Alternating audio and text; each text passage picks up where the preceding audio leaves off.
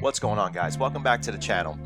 Today I want to go over something that I think helps myself at least get better in MLB The Show, and it's aim labs.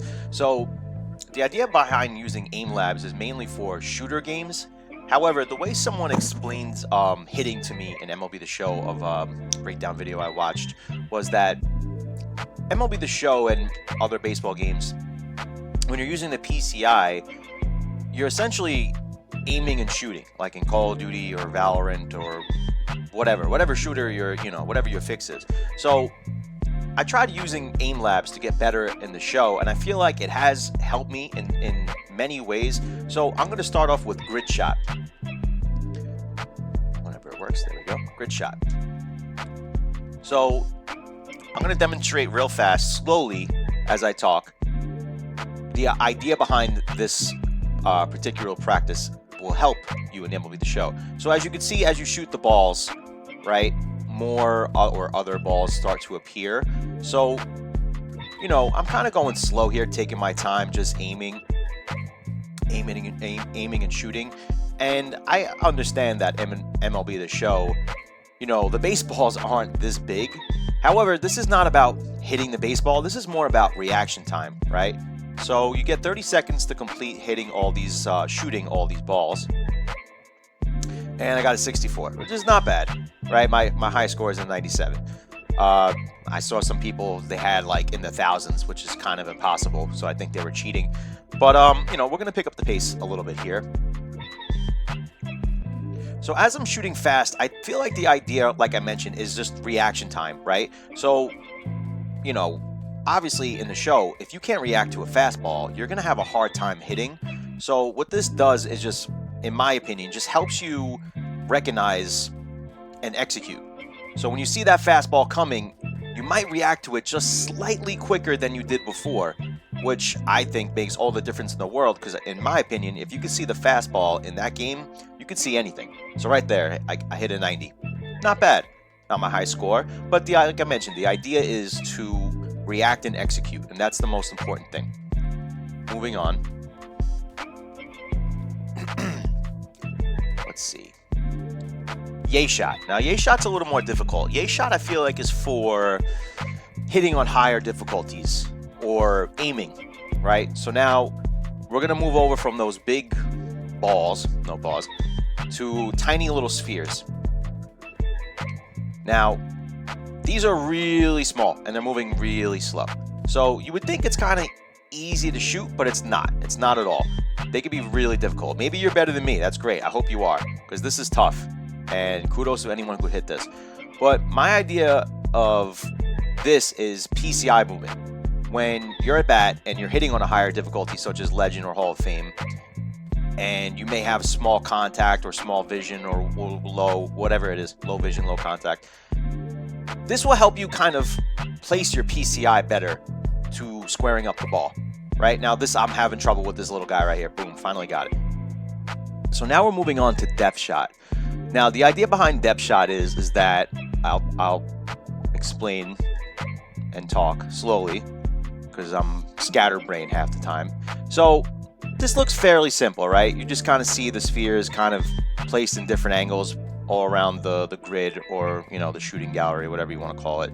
Now, my idea behind this is recognizing pitches out of the hand. So all pitches are unique in the way they're thrown. Well, not all, but most. So let's say you have a fastball thrown inside, right? You're a righty, pitcher's a lefty, he's throwing inside on you, throws a fastball, right? So take the strike. Then let's say, for example, the very next pitch, he throws a slider. And it looks like a fastball, but it's not. It's going to go inside. You're either going to swing like I do majority of the time, or you're going to take it, take it as you should. So my idea behind this is kind of just your perception of your depth perception, if that makes sense. So you could recognize that when a pitch is coming out of the hand, maybe it'll be more recognizable to you as a fastball or a slider. That's my main idea behind this. Oh, I beat my high score. Look at that. Pretty simple task. Okay, moving on to bounce shot. Bounce shot and juggle shot are pretty similar, but however, bounce shot I think is a little more effective for what I want to accomplish. So sometimes I struggle with hitting a breaking ball right down the middle, right? What this does, I feel like, is kind of help you track the movement of what a breaking, it kind of simulates what a breaking pitch or a curveball or changeup is going to look like in the zone, in my opinion. So as you can see, all the spheres are just kind of bouncing around. And for me, it's just kind of like recognizing the movement of the sphere bouncing, similar to how a curveball will break. So as I'm struggling here, again, if you're playing the show, you don't have to be pinpoint perfect like this. However, it just gives you that little extra advantage when you're at the plate to recognize and execute, and also just, instead of slamming your PCI or just missing it, it'll help you just put the bat on the ball that much better, which could result in a hit.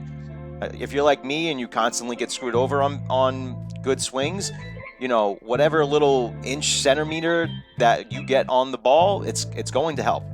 So as I'm missing every ball here, not even close to my high score.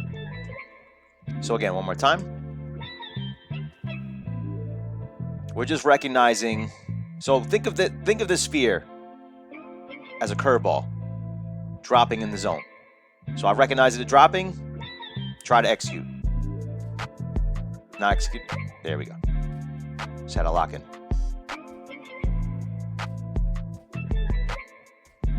And that's pretty much it. That's pretty much the idea behind this practice mode. Okay, and lastly, we're gonna get into Flick Shot. Flick Shot is also just another little game mode that can help you with your thumb placement, your thumb movement.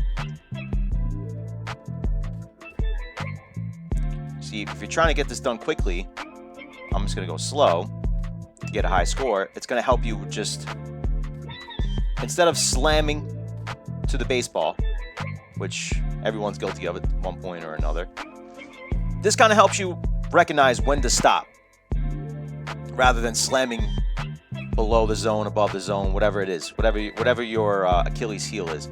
Mine's slamming below the zone. I guess as most people's it is. Most people's problem is.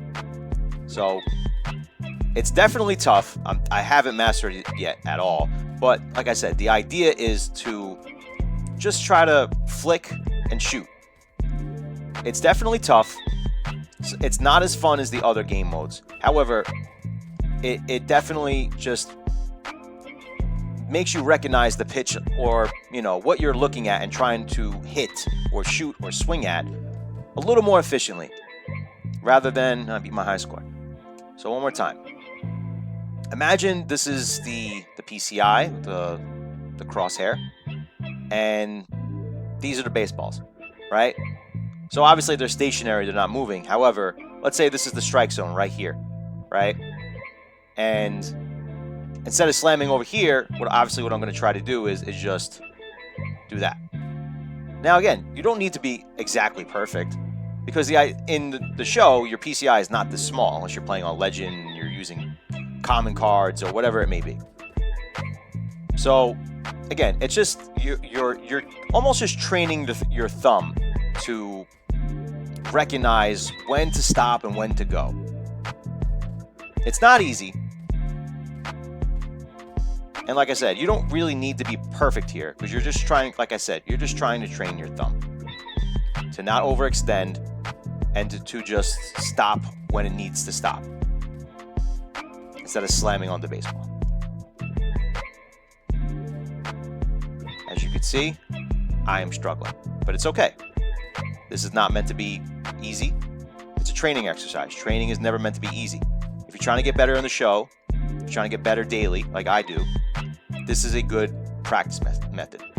Now, a couple things I want to mention is that I am using a different Xbox controller. I'm using the Gambit Victrix Pro, which can allow you to swap analog sticks, so you could practice more efficiently on MLB The Show. Like, obviously, you don't hit with your right thumbstick, you hit with your left thumbstick in the show. But if you use Victrix, I could show you how to swap the analog sticks.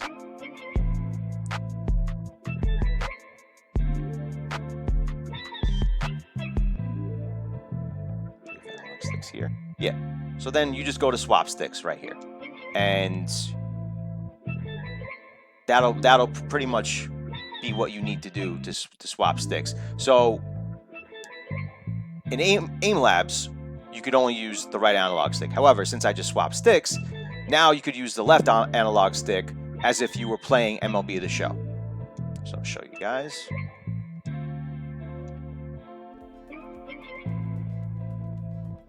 Now my fingers are all crossed up. But here, look, you can see the way my thumb is moving. Moves that along. So if you're playing the show, if you play the show, this will certainly help train your thumb much better than if you're just kind of using a regular Xbox controller. If there are other controllers that you could swap sticks, or maybe there's a setting, I really don't know. I'm not that tech savvy. I really just started getting back into, gadgets and streaming and cameras and all this fun stuff, right? I've been out of the loop for a while, so forgive my boomerisms and how old I sound, but if you have a Victrix Gambit, this will definitely help.